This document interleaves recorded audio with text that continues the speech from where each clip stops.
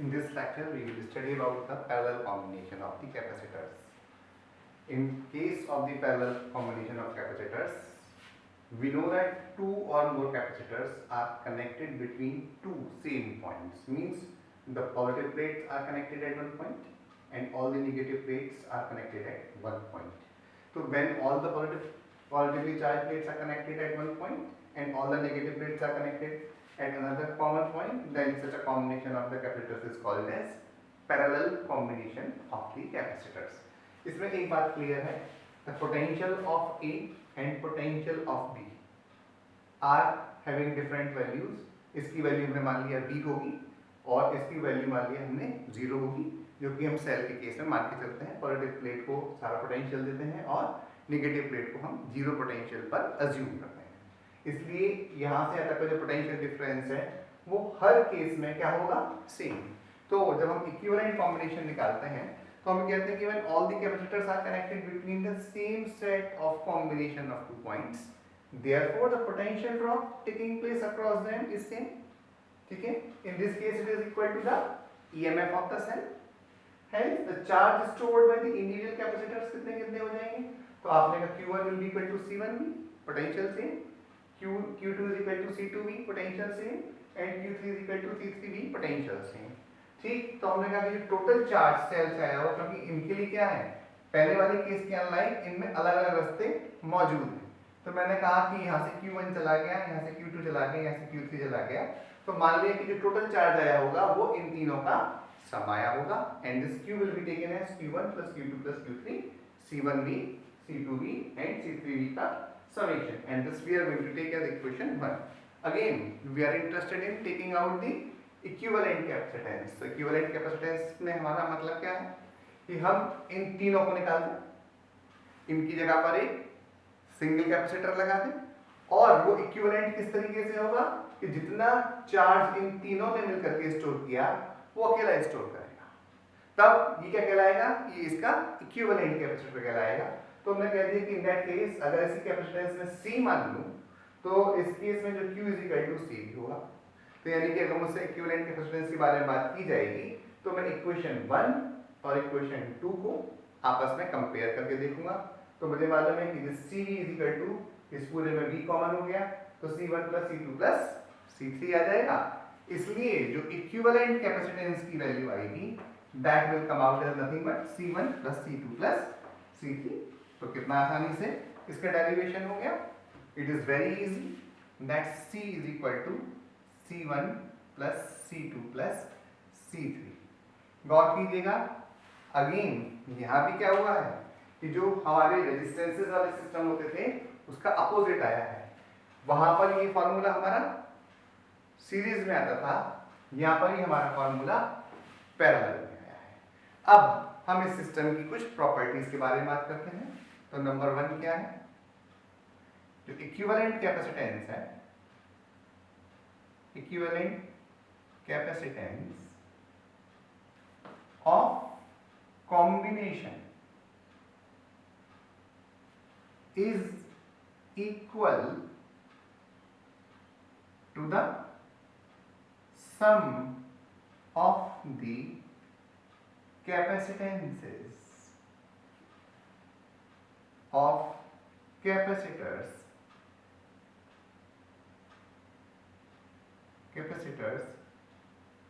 connected in parallel. अभी निकाला है ऊपर, दोबारा लिख देंगे.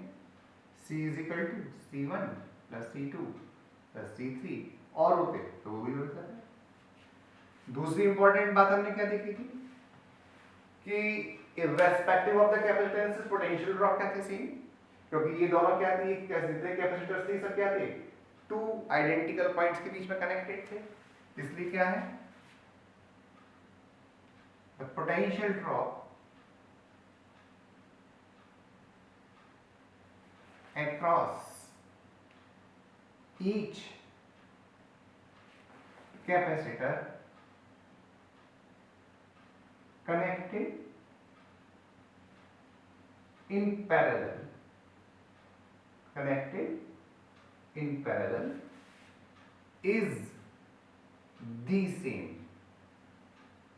इसका रीजन हमें मालूम है कि सेम पॉइंट्स के बीच में कनेक्टेड है। अब हम लेते हैं third property, the charges stored by each capacitor are in ratio of their capacitances, means कि जो वैल्यू आएगी वो उनकी कैपेसिटेंसेस के रेशियो में आएगी। एंड उसको हम कैसे लिखेंगे? We will write that Q1 is to Q2 is to Q3। ये क्या आ गया? C1 is to C2 is to C3 के रेशियो में आ गया, क्योंकि हमने पढ़ा था Q is equal to क्या होता है? Q is equal to होता है CV, और इस केस में हमें मालूम है V की वैल्यू हर एक के लिए क्या है? सेम, तो V कैंसिल आउट हो जाएगा और ये वैल्यू आ जाएगी। तो इसका मतलब क्या हो गया कि यहाँ maximum charge will be hold by the capacitor with having which is has the maximum capacitance. ठीक है, the capacitor with greatest capacitance holds maximum charge.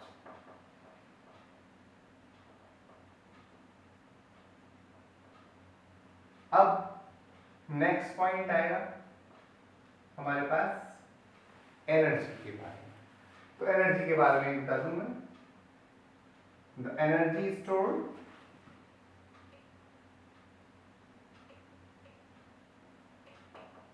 Bye capacitors connected in parallel is in ratio of their capacitances, that is U1 is to U2 is to U3 is in ratio of C1 is to C2 is to C3। यहाँ पर भी मेरे वाले में U is equal to क्या होता है? Half CV square होता है। तो यहाँ पर सबके लिए V फिर से क्या है? कॉमन। तो V स्क्वायर और हाफ वाली टर्म सबके लिए कैंसिल हो जाएंगी, तो कैपेसिटेंसेस की रेशियो हो जाएगी। यहाँ भी यही बात आएगी कि maximum energy will be hold by the capacitor with the largest capacitance. तो इसमें क्या कह सकता हूँ? द मैक्सिमम एनर्जी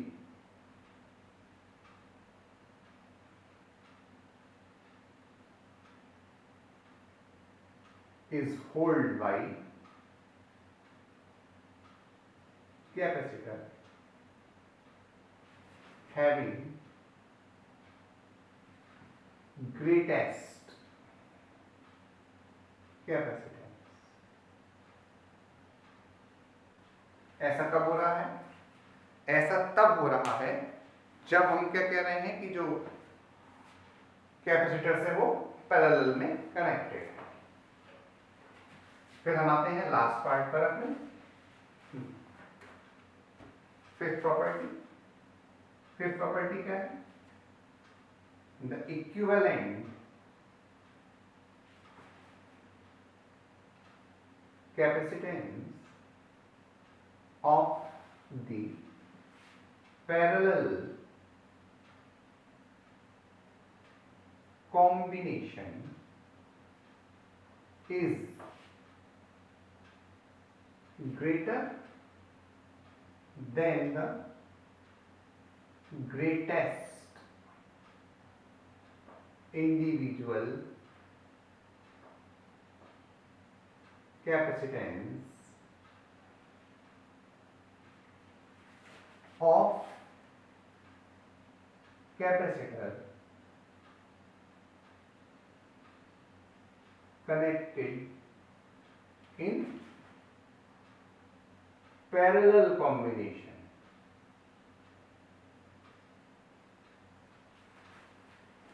ठीक है, तो ये तो सब सिंपल सी बात है, आराम से समझ में आने वाली। अब नेक्स्ट लेक्चर जो हम लेंगे उसमें हम इनके कॉम्बिनेशन के बारे में बात करेंगे कि जब सीरीज और पैरेलल कॉम्बिनेशन में जो कि एक्चुअल में हमारे पास कैपेसिटर्स कनेक्टेड होंगे, तब हम ये देखेंगे कि उसमें किस तरीके से चार्जेस का डिस्ट्रीब्यूशन होगा, किस तरीके से पोटेंशियल के होगा और किस तरीके से एनर्जी के बारे में बात होगी। So we will take few of examples in our next lecture. Thanks for today.